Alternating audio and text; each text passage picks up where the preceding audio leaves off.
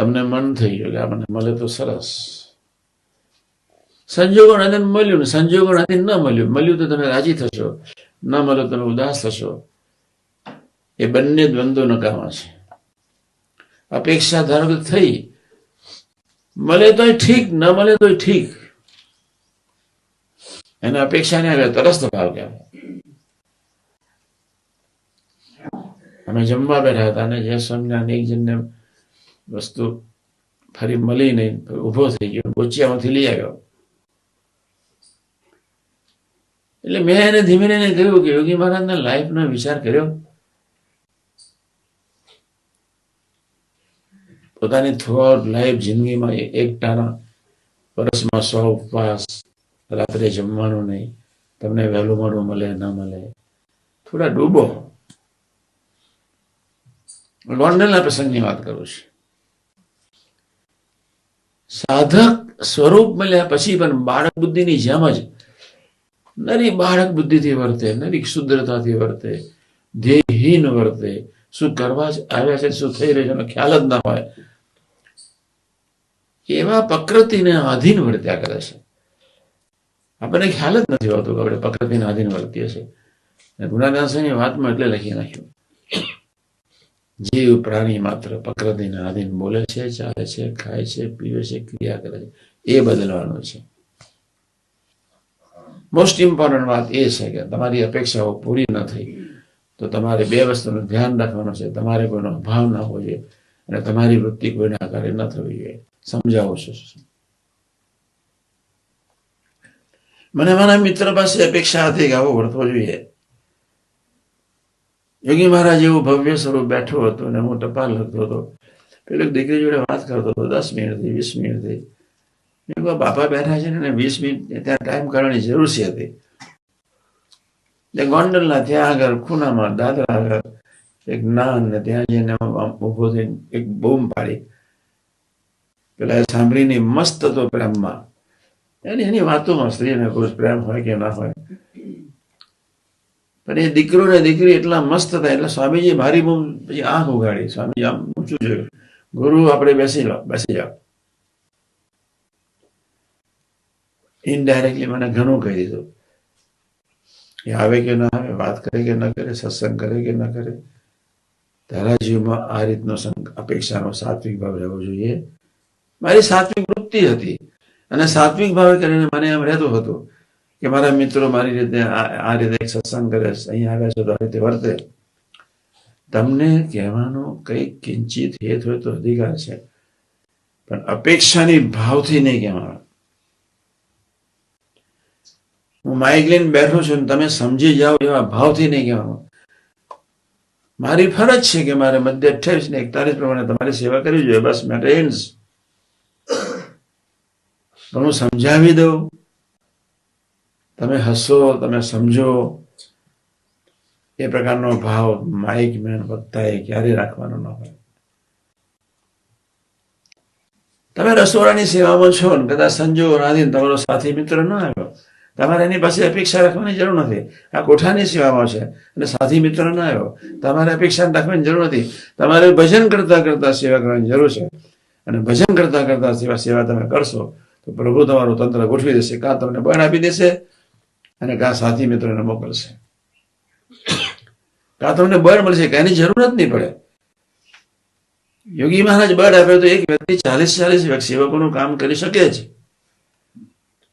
પણ આપણી અપેક્ષાઓ એટલી બધી છે, આપણે નિરવતામાં રહેવું છે, સંકલ્પ વિકલ્પથી પર જવું છે. ધરતીના દરેક માનવીના શરીરને જો મોટામાં મોટો રોગ વળગ્યો તો શરદી નહીં, કેન્સર નહીં, એડ્સ નહીં, કબજિયાત નહીં, જેટલા રોગ છે, ગેસ નહીં, એક રોગ છે સંકલ્પ વિકલ્પ. ગુણાદાસની વાતમાં લખી નાખ્યું, અમે તો સંકલ્પ વિકલ્પનો રોગ ટાળવા આવ્યા છીએ. એટલે આપણે પહેલી શરૂઆત કરીએ છીએ સાદા શબ્દથી. અપેક્ષા આનંદને ઓછો કરે છે. બહુ અગત્ય આ સૂત્રો જેને આપ્યા છે અને ગોલ્ડ મેડલ આપવો પડે. રવિશંકર મહારાજ, મિત્રની સાથે મૈત્રી રાખવાની છે, અપેક્ષા નથી રાખવાની. બરોબર સમજો, દરેક મિત્રની સાથે મૈત્રી રાખવાની છે. સંબંધવાળા છે એટલે મારા છે એમ માનવાનું છે. સંબંધવાળા છે એટલે પ્રભુનું સ્વરૂપ છે. એની સેવાથી પ્રભુની સેવાનું ફળ મળવાનું છે. પણ એની પાસે અપેક્ષા નથી રાખવાની. અપેક્ષા એટલે સંકલ્પ થઈ ગયો, આગ્રહ થઈ ગયો.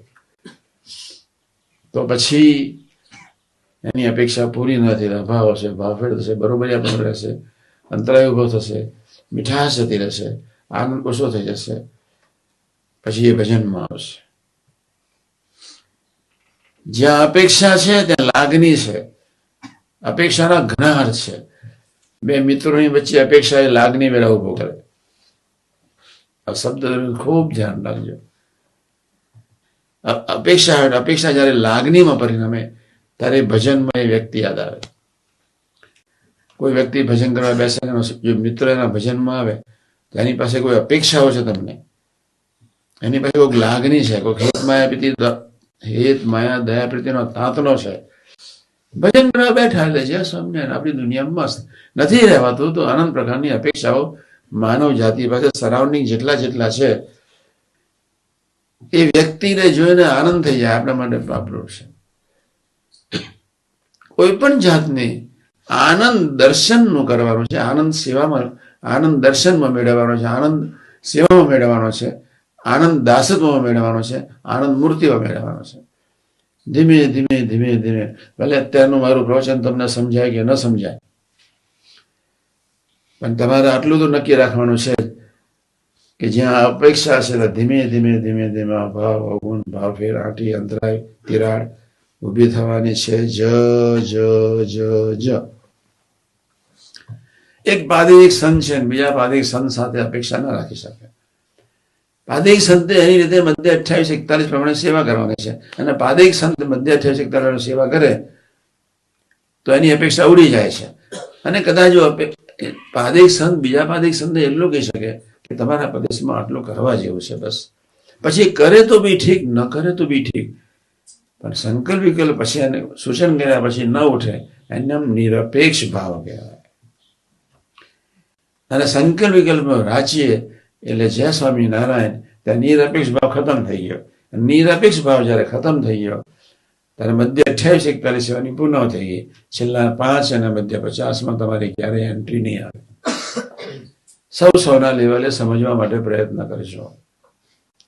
મારા મિત્રે આમ વર્તવું જોઈએ છે, એ બી અપેક્ષા આપણે નથી રાખવી. સતુભાઈ એમ સંકલ્પ ન ઉઠો, આ વાત સમજવો જોઈએ. અપેક્ષા થઈ ગઈ. આપણે તો ભગવાનના દાસ છીએ. આંખે કરીને સેવા કરી લીધી, જીભે કરીને સેવા કરી લીધી, કાને કરીને સેવા કરી લીધી, મને કરીને સેવા કરી લીધી, પૂરું થઈ ગયું. આપણે તો કેવળ પ્રભુના દાસ છે. સત્સંગ વધે તો શું, સત્સંગ ઘટે તો શું, એ ભગવાનને આધીન છે. એટલે આજે ખૂબ ધ્યાનથી આપણું ઓરિજિનલ સ્વરૂપ છે સચ્ચિદાનંદ, સત્ય સ્વરૂપ, આનંદ સ્વરૂપ, પ્રેમ સ્વરૂપ, સનાતન સ્વરૂપ. એ તરફ યાત્રા કરવી છે. અને એ આપણે એવા છીએ, એમાં આપણું શરીર અક્ષર બ્રહ્મ છે. આત્મામાં અક્ષરનું શરીર વ્યાપક, હું ગુણાતીત જ. એ ભાવથી હું સ્વામી જ. ને તે ભાવથી આપણે ભજન કરવાનું છે. ભગવત સ્વરૂપ સંત એ નારાયણનું સ્વરૂપ છે માનીને